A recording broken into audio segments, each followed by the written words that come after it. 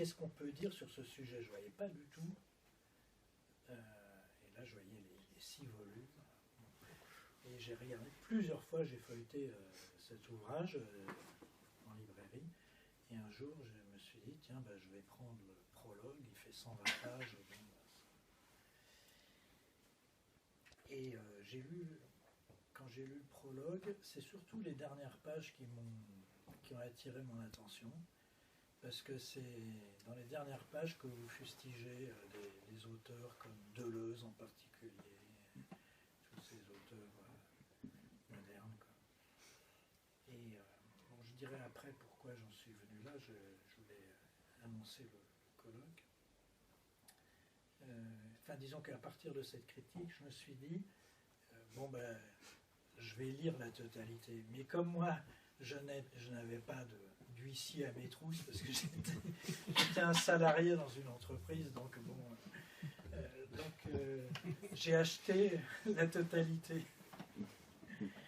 et que j'ai lu. Donc, ce que j'ai trouvé intéressant, c'était cette vision du savoir par le haut. On regarde les choses d'en haut et puis on classe tout ça. D'où la terminologie, d'où l'expression encyclopédie qui a été utilisée par l'éditeur. Et après, j'ai lu d'autres ouvrages. Et donc ça, c'était il y a un certain nombre d'années.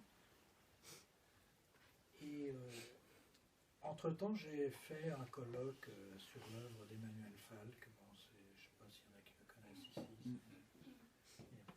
Le doyen de philosophie à la Cato. En fait, c'est un peu parce qu'on me l'avait demandé. Donc j'ai été amené à contacter des tas de gens pour ce colloque. Et comme je terminais la totalité, ou quelques œuvres comme ça, je me suis dit, tiens, je vais inviter Christian Godin. Mais en même temps, je me disais, quelqu'un qui a écrit une œuvre pareille, il va faire partie des gens qui ne vont même pas me répondre. Et comme maintenant, il y a beaucoup de gens comme vous qui ont un site internet, c'est assez facile de trouver l'adresse internet. Donc j'écris ma demande en disant voilà, j'aimerais bien vous inviter à ce colloque. Et je reçois une réponse le surlendemain. Et la réponse c'était vous pouvez compter sur moi. Oui. Pour moi, c'était un grand personnage qui était parmi les intervenants. Donc vous êtes venu à ce colloque, vous avez fait une conférence qui avait pour titre Entre théologie et philosophie, des frontières ou des limites. Et un titre inspiré de Kant. Voilà, la frontière, c'est ce qui arrête, ouais. alors que la limite est une condition de possibilité. Ouais. J'avais une remarque à vous faire d'ailleurs sur cette conférence, que je voulais toujours vous le dire, puis là j'en profite puisque j'y suis. Mais vous avez dit, on est un peu conditionné par le milieu et l'éducation où on est né, quoi, finalement. Il me semble que vous aviez dit, quand on est né dans un milieu catholique de façon un peu naturelle, on devient catholique. Si on est dans un milieu protestant ou juif, on devient de par sa naissance. Et il y a eu pas mal d'interventions et tout, mais à ça, je voulais répondre que la conversion est toujours possible. Donc, oui, mais ce que je voulais dire, c'est que la Vierge Marie n'est jamais apparue dans des pays qui n'étaient pas catholiques. Ah oui, d'accord. C'est-à-dire qu'en fait, il n'y a pas une fatalité de la croyance, il n'y a même pas de déterminisme absolu, mais il y a quand même un contexte qui donne finalement des conditions de possibilité qui sont assez étroites. La probabilité pour qu'un paysan de l'Uruguay devienne musulman est extrêmement faible. Ah oui. Et la probabilité pour que la Vierge Marie apparaisse au fin fond de l'Afrique avant la colonisation et les missionnaires, elle était nulle. Pourquoi la Vierge Marie apparaît-elle au Portugal ou bien en Croatie? Mais bon, cela dit, la conversion, oui, ça existe. Mais je pense qu'en même temps, si on regarde l'exemple de Saint Paul ou des grands convertis, en fait, on se dit, mais peut-être qu'il n'y a pas de conversion, il y a la poursuite d'une même entreprise sous une autre forme. Peut-être qu'il y a une mythologie de la conversion, parce que ça veut dire le retournement. Oui. Mais alors, évidemment, l'exemple typique, c'est saint Paul qui était un persécuteur des chrétiens, puis qui devient le plus grand apôtre du christianisme. Et en même temps, de sa conversion. Sans doute, on ne sait pas exactement qu'est-ce que saint Paul pensait avant le chemin de Damas, mais sans doute qu'il devait penser quelque chose qu'on retrouve ensuite dans les épîtres. Et il y avait une deuxième chose aussi, c'était donc ça concernait la volonté. Oui. Et bon, en fait, je me souviens plus exactement ce que vous avez dit, mais ce que je voulais dire, ce que je voulais répondre, quoi, c'était, ça concerne la nuit de la foi chez Saint Jean de la Croix ou Sainte Thérèse, par exemple. C'est-à-dire que si on ne croit plus, il reste toujours quand même quelque chose, c'est le vouloir croire. C'est ce qu'ont expérimenté tous ces gens-là. C'est-à-dire que j'ai toujours quand même cette possibilité. Voilà. Alors ça, c'était sur le colloque Falck, et au cours, à la fin de ce colloque, je vous avais dit, bah, tiens, moi, je considère que Christian Godin est un philosophe, dans le sens où être philosophe, pour moi, parce que la question, elle me l'a été posée, puis je me la suis posée finalement, qu'est-ce que c'est qu'être un philosophe aujourd'hui? Parce qu'il y a maintenant, vous regardez la télé, les actus, toutes les émissions, mais il y a des tas de gens qui sont qualifiés de philosophes. C'est vrai, c'est faramineux. André Gide ah oui, j'ose dire, acté par l'universalisme comme écrivain et philosophe français. Je crois qu'il se retournerait dans cette tombe. Parce que lui, philosophe, non. Mais ce qui est vrai, c'est qu'on ne peut pas être un grand écrivain si on n'est pas un grand penseur. Bon. Et c'est vrai qu'il y a plus de philosophie chez des grands écrivains plutôt que chez des philosophes médiocres. Mais de là je dirais ça presque de Thomas Mann, mais de Gide peut-être pas. Oui, non, mais de là à faire Gide un philosophe, ça n'a pas de sens. D'ailleurs, c'est vrai, vous avez raison, il l'aurait repoussé de façon résolue. Voilà. Et alors pour moi, j'ai une définition qui est assez simple et assez scolaire peut-être. C'est que pour moi, un philosophe, c'est quelqu'un qui a fait une œuvre de philosophie, une œuvre philosophique à son actif. Socrate. Non, alors...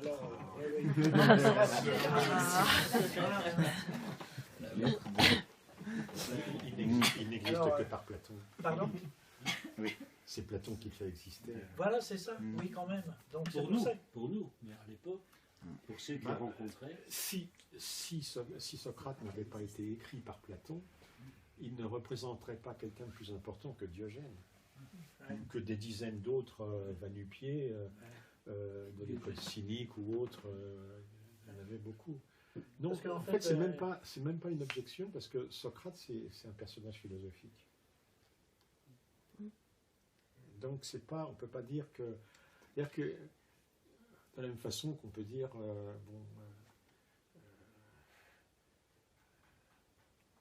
l'œuvre philosophique de Socrate, elle a été exposée et valorisée, exaltée par Platon, comme on peut dire que la pensée du Christ, la pensée de Jésus a été exaltée par les évangélistes. Oui. Mais, donc voilà, c'est une définition que j'adopte. Voilà. Une œuvre philosophique, normalement, ça doit se voir. Et puis, il y a, disons, un cheminement qu'on suit, il y a une idée qu'on suit pendant un certain nombre d'années, et puis il y a d'autres choses aussi, c'est pas quelqu'un qui est constamment sur les plateaux de télévision ou en train ou écrire des articles dans les journaux, tout ça, voilà, Cela dit, j'ai jamais refusé quand on me l'avait proposé. Non, mais si vous voulez.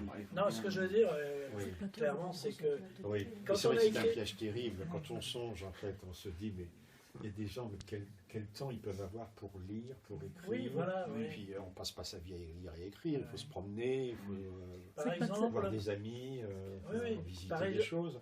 Et alors, simplement, si on vient de province, avoir un rendez-vous à la maison de la radio, ça grille une journée. Mais, oui, évident. bien sûr. Oui, oui. Donc, Non, il y a un philosophe qui habite en Normandie, comme ça, il est tout le temps sur les plateaux de télévision, il y a quand même 200 km à faire, effectivement. Et donc... C'est vrai que Et Platon, on ne il va a pas beaucoup écrit- sur les... Moi, j'ai Platon, on va pas entendu beaucoup, récemment une interview, sur les plateaux de télé. il a écrit 80 livres. 80 livres. Voilà, c'est ça, oui. Voilà. Ouais.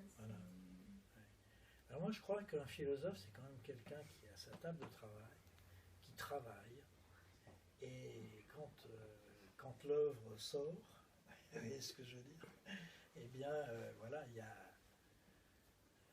un ensemble. Quand êtes-vous devenu philosophe dans votre tête? je crois que c'est par défaut. Il y avait beaucoup de choses qui m'intéressaient, mais j'avais pas une... Je parle des années de lycée, quand j'avais une quinzaine d'années.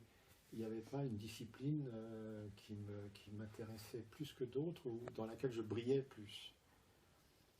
Donc, comme j'étais curieux de presque tout, la philosophie est apparue comme étant le moyen de connaissance.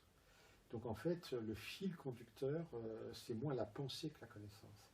La pensée est venue après. Et le moteur, c'est le désir de connaître, la libido sciendi des scolastiques. Ouais. Et cela dit, la vraie connaissance, c'est la pensée, puisque c'est la différence fondamentale qu'il y a avec le savoir. Un savoir, il peut être empirique, non théorisé, naïf. Après tout, il est dispersé partout. Même les tout petits enfants et les animaux ont un certain savoir.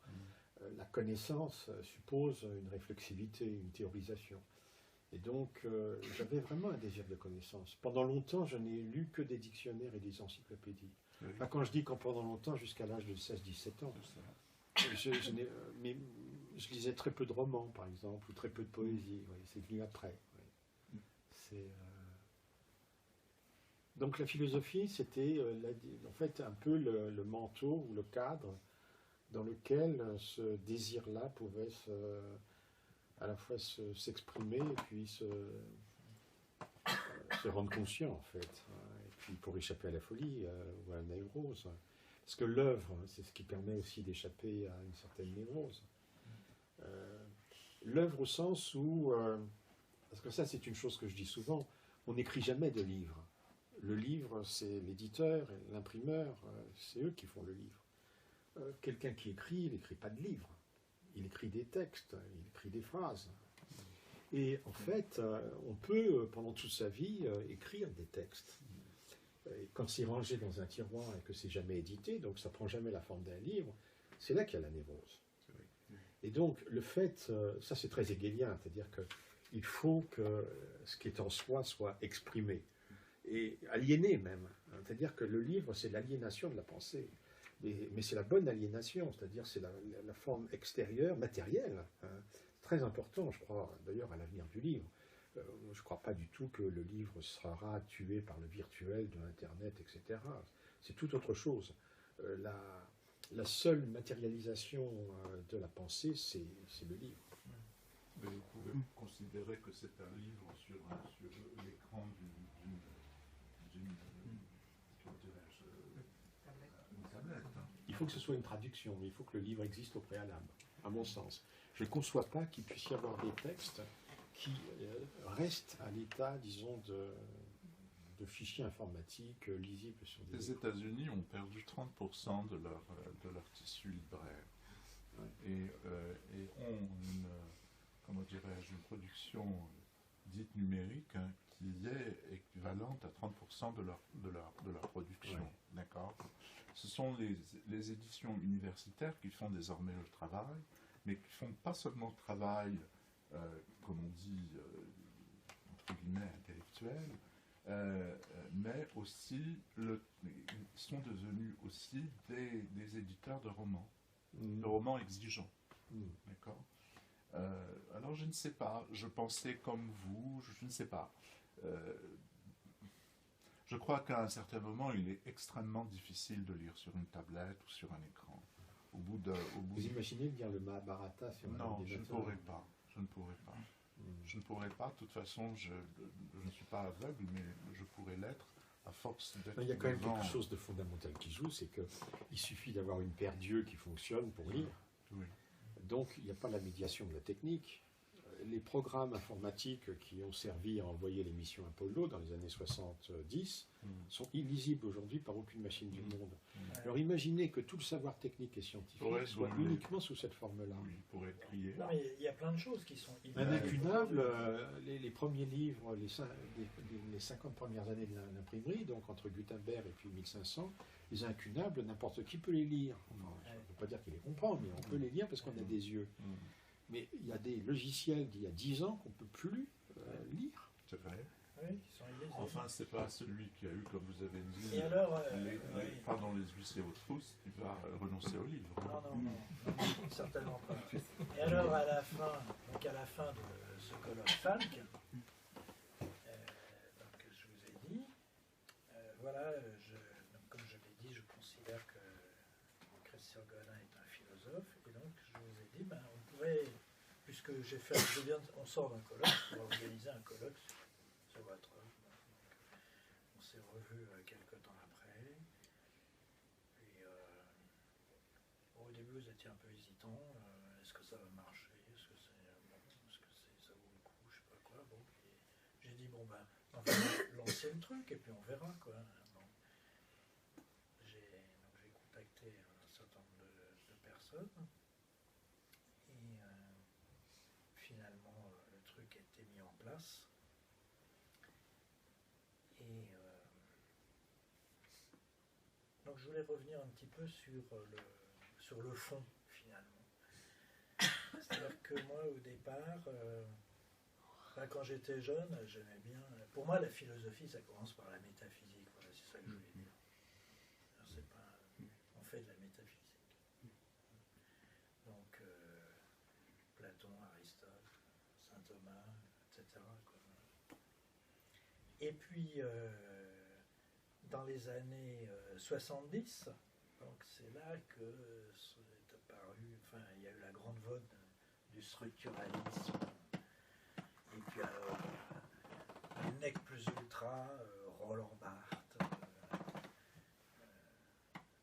Lacan, etc., quoi. Et quand est arrivé tout ça, parce que moi, au début, j'ai fait des études de mathématiques. Et quand j'ai vu le structuralisme, j'ai dit, mais voilà, c'est génial, parce qu'on peut comprendre de façon mathématique des textes philosophiques. C'est extraordinaire. Hein. Parce que moi, j'ai un grand dada, c'est que la théologie, en fait, c'est de la logique. Alors, donc là, voilà, tout était cohérent, et puis c'est le message qu'il voulait faire passer. Et finalement... la structure, vous savez, Saint-Augustin dit qu'il y a un ordre caché. La structure, c'est ça. C'est l'ordre caché. Et puis la structure, c'est un côté hegelien aussi, non? Est-ce que je me trompe en disant ça? Oui, tout le système hegelien, oui, c'est... Voilà. Si on a une structure... Mais il ne faut pas tirer non plus, parce que la structure, l'image de départ, elle est architecturale. On trouve d'ailleurs la même racine dans construction. Or, l'architecture, ça fait penser à quelque chose de statique. Par définition, un monument ne bouge pas. Donc, c'est la raison pour laquelle il faut être très prudent quand on parle de structure. C'est dynamique. Et oui, quand on parle de structure à propos de Hegel, on voit très bien, bien sûr, c'est vrai, et en même temps, c'est insuffisant. Ouais. C'est extrêmement difficile, et même c'est très dangereux, en fait, de réduire la vie à la structure. C'est d'ailleurs une façon de la tuer, sans doute. Je vais poser une question. Oui. Ça m'intrigue beaucoup, la théologie, c'est la logique. Est-ce qu'il y a des preuves de Dieu? Est-ce qu'il y a une logique? Oui, c'est ça, oui. Il y a des Par preuves de exemple, Dieu. il y en a plusieurs, mais la plus solide, c'est la preuve de Saint-Anselme. Parce qu'elle fait appel, dans son développement, il fait appel au syllogisme aristotélicien. Je crois qu'il n'emploie pas le mot de preuve. Non, voilà, justement. Oui. Après, ça a été dit. Alors, il y a eu preuve, il y a eu argument ontologique, etc. Alors, il y a un très grand spécialiste de Saint-Anselme qui s'appelle Michel Corbin, qui a dit que c'était un nom attribué à Dieu. Donc, bon, toujours est-il que moi, mon propos c'était plus général, c'est-à-dire qu'il y a c'est vrai que logique et théologique, ce que disaient les médiévaux, c'est qu'en fait c'est la même chose à une translation près. Entre les deux, il y a une translation. Et en fait, la théologie utilise les règles de la logique. Et dans ce sens-là, elle est une science. Voilà. Ça, je veux dire. Mais pour moi, pour en revenir à la philosophie, pour moi, la philosophie, c'est la métaphysique. Et alors, oui, j'étais parti sur tous les auteurs structuralistes et puis tous les autres, là. Et quand j'ai vu ça, j'ai dit, voilà, ce que je trouvais bien, c'est qu'on harmonisait les mathématiques avec la philosophie. Donc, je trouvais ça génial. Puis alors, plus on s'intéressait... alors, il y avait les marges, les coins, les bords, tout ça, toutes ces notions. On s'intéressait à tous ces trucs-là. Et je me disais, mais ça, voilà, c'est la vraie philosophie. Ça y est, on est dans un siècle vraiment... On fait vraiment de la philosophie. Et c'est après, quand j'ai lu le prologue, là, je me suis dit, tiens, au fait, est-ce qu'il n'y aurait pas de bonnes raisons de remettre tout ça en cause un petit peu, oui. C'est pour ça que j'ai lu la totalité. Et là, la totalité, pour moi, ça m'est apparu comme un ouvrage, comme une somme, un peu. Donc, il y avait quelque chose de thomiste, un petit peu, dans le projet.